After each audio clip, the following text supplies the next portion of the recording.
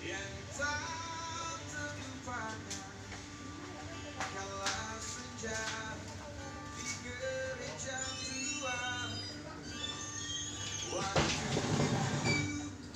hujan rintik-rintik kita berteduh di bawah.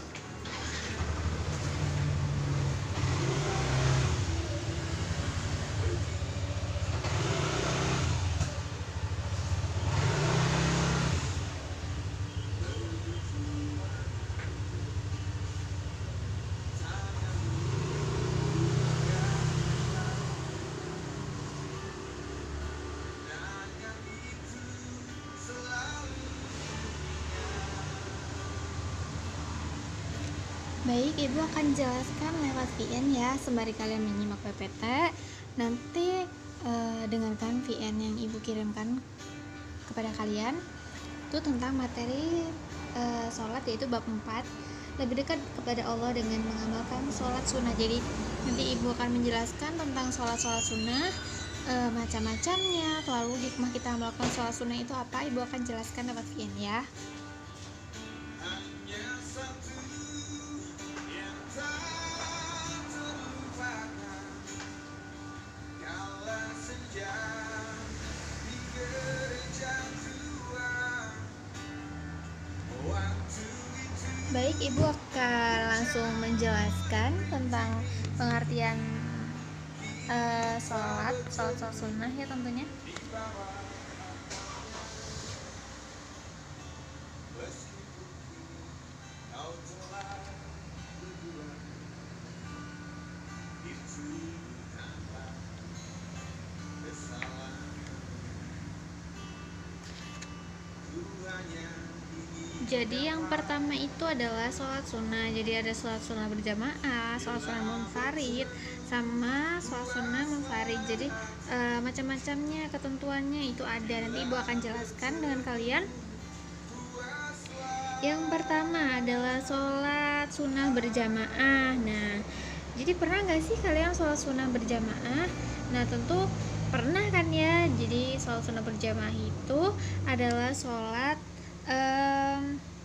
seperti sholat hari raya Idul Fitri, Idul Adha, sholat khusuf atau gerhana matahari, sholat khusuf atau gerhana bulan, dan sholat meminta hujan atau sholat istiqo. Nah, yang pertama itu adalah sholat Idul Fitri. Ya, itu jelas kalian tahu ya, sholat ini dilakukan pada tanggal 1 Syawal. Nah, hukum melaksanakan ini adalah sunnah muakkad atau sangat dianjurkan. Jadi sholat Idul Fitri ini dilakukannya itu sesudah terbit matahari sampai tergelincir matahari pada tanggal 1 Syawal. Nah, tata caranya gimana, Bu? Tata caranya itu yang pertama adalah imam memimpin sholat Idul Fitri, diawali dengan niat yang ikhlas dalam hati. Nah, niatnya gimana ya? Kalian paham gak niatnya? Jadi niatnya itu adalah usolli sunatal lil fitri ra'ataini lillahi ta'ala. Nah, jadi yang kedua adalah setelah membaca rakaat itu membaca doa iftitah takbir sambil mengangkat tangan sebanyak 7 kali di sela-sela takbir 1, dan lainnya disunahkan membaca subhanallahi walhamdulillah wala ilaha illallah wallahu akbar.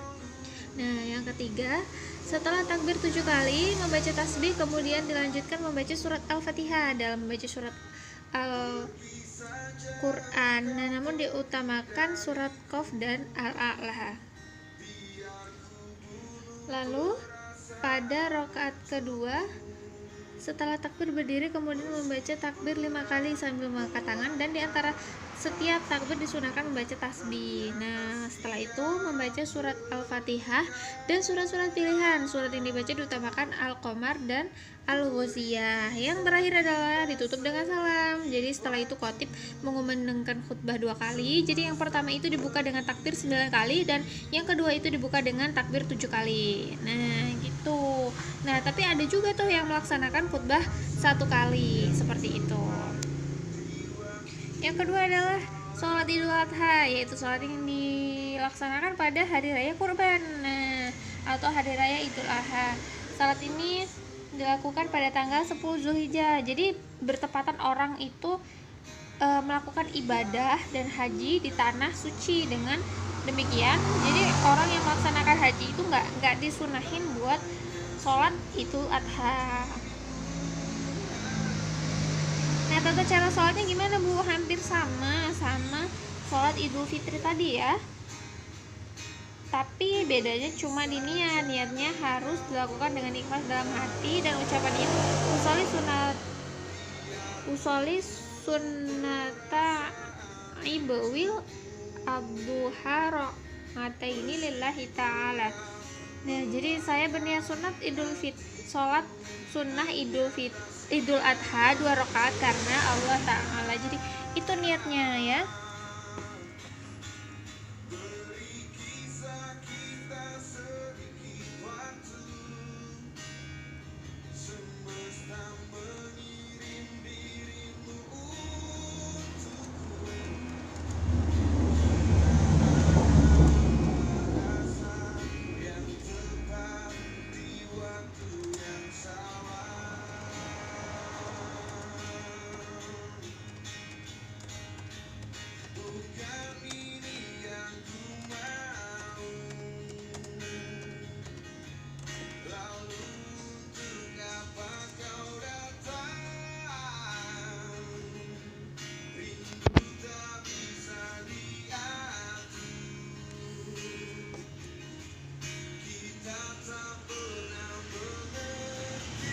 Selanjutnya Ibu akan menjelaskan tentang sholat gerhana matahari dan gerhana bulan. Jadi di situ sudah ada ya di buku cetak Pendidikan Agama Islam halaman 62 sampai halaman 64. Kalian bisa baca di PPT juga sudah Ibu rangkumkan dia ya.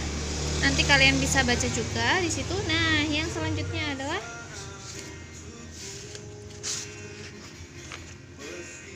sholat sunnah munfarid. Nah, apa aja sih Bu sholat sunnah yang dilaksanakan secara munfarid gitu kan?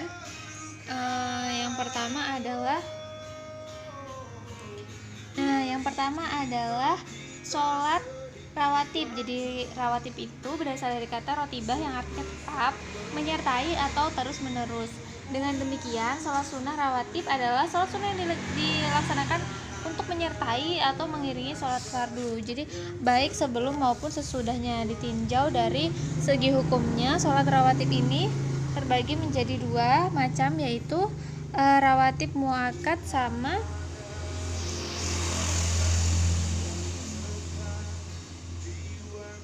rawatib ghairu muakkad. Jadi seperti itu ya. Nah, tata caranya gimana Bu? Tata caranya di situ sudah ada ya, karena banyak sekali, itu halaman 65 sampai halaman 66. Nah, yang selanjutnya adalah sholat istikharah. Yaitu apa sih sholat istikharah? Pernah dengar ya? Mungkin kalian itu sering banget dengar sholat istikharah. Jadi sholat istikharah itu adalah untuk memohon petunjuk Allah Subhanahu wa Ta'ala dalam menentukan pilihan terbaik di antara 2 pilihan atau lebih. Jadi sholat istikharah itu sebenarnya hampir sama dengan sholat hajat. Nah, bedanya itu adalah kalau sholat istikharah itu dia tertuju pada suatu keinginan atau cita-cita yang udah nampak banget. Nah, tapi kok masih ragu-ragu gitu kan. Jadi dalam menentukan pilihan kita itu tuh masih ragu-ragu. Nah, untuk selanjutnya itu kalau sholat hajat dia tuh cuma tertuju sama satu keinginan aja dan belum kelihatan akhir dan tujuannya itu gimana gitu. Jadi untuk sholat ini itu dilakukan itu mulai pertengahan malamnya akhir sampai sebelum sholat subuh ya. Kayak kita kalau ngerjain sholat tahajud. Jadi gitu. Nah, yang selanjutnya itu sholat sunnah berjamaah. Yang pertama adalah sholat sunnah tarawih. Nah, ini pasti tarawih ini ya dilakukan di bulan puasa. Terus ada sholat witir. Nah, sholat witir ini dilakukan dengan bilangan ganjil, bisa 1, bisa 3, 5, 7, 9, 11. Nah, hukum melaksanakan itu sunnah muakkad. Jadi sholat witir ini kapan sih Bu dikerjainnya? Nah, bisa jadi sholat ini tuh bisa dilakukan sesudah sholat isya sampai menjelang fajar sholat subuh gitu. Nah, sholat duha ini sekitar pukul 7 atau pas tingginya matahari itu sekitar 7 hasta. Nah, hingga menjelang zuhur. Jadi sholat ini juga bisa disebut sholat awabin duha. Nah, gimana sih Bu? Berapa rakaat sih Bu? Nah, sholat duha ini bisa 2 rakaat dan paling banyak 12 rakaat. Nah, tata caranya itu nggak susah ya. Jadi sama dengan melakukan sholat kayak biasanya. Jadi cuma niatnya aja tuh yang beda. Jadi niatnya gimana Bu? Usolli sunata duha rakaataini lillahi ta'ala. Jadi itu niat sholat duha. Nah, yang selanjutnya adalah sholat tahajud. Nah, ini sholat tahajud ini dia hukumnya sunnah muakkad, dilaksanakan juga itu pas waktu di malam hari. Nah, yang bagus sepertiga malam sih sebenarnya ya. Sepertiga malam dilaksanakan. Nah, udah selesai ya. Jadi tadi ada sholat-sholat itu.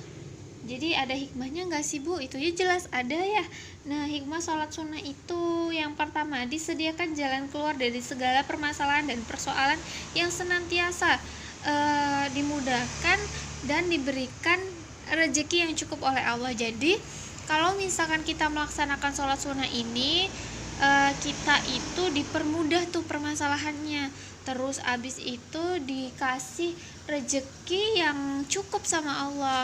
Nah, yang kedua itu menambah kesempurnaan sholat fardu. Jadi kalau kita ngelaksanain sholat sunnah itu manfaatnya menyempurnakan sholat fardu. Jadi kalau misalkan ada kekurangan dalam sholat fardu kita, nah sholat sunnah ini nih yang mampu untuk menyempurnakan sholat fardu kita. Yang ketiga itu menghapus dosa. Jadi Allah itu akan meningkatkan derajat kita setahap demi setahap, satu titik demi satu titik setiap kali kita melaksanakan sholat sunnah. Jadi kalau misalkan kita melaksanakan sholat sunnah nih, jadi dosa-dosa kita itu bakalan diampuni sama Allah dan derajat kita akan dinaikkan oleh Allah Subhanahu wa Ta'ala. Lalu yang selanjutnya adalah sebagai ungkapan rasa syukur kita kepada Allah Subhanahu wa Ta'ala. Jadi atas berbagai karunia yang Allah berikan yang kita kadang tuh nggak sadar. Jadi kita tuh bisa mengungkapkan rasa syukur dengan kita melaksanakan sholat sunnah tersebut. Yang selanjutnya adalah mendatangkan keberkahan pada rumah yang sering digunakan untuk sholat sunnah. Jadi kalau kita tuh rajin banget tuh sholat sunnah di rumah ya, jadi rumahnya itu ada berkah, bakalan datang keberkahan di rumah kita. Karena apa? Karena kita sering melaksanakan sholat sunnah. Nah, yang terakhir apa Bu? Yang terakhir adalah hidup menjadi terasa lebih nyaman dan tentram. Karena sholat itu buat menenangin hati, pikiran kita bisa jadi tenang. Jadi dan juga mungkin memang hati nurani ya. Jadi kalau melaksanakan sholat itu hatinya jadi tenang. Terus kan untuk bekal kita untuk menempuh perjalanan ke akhirat itu kan dengan ketakwaan kepada Allah Subhanahu wa Ta'ala. Dan takwa itu bisa diwujudkan dalam bentuk sholat, yaitu terutama sholat sunnah ini tadi ya. Jadi seperti itu.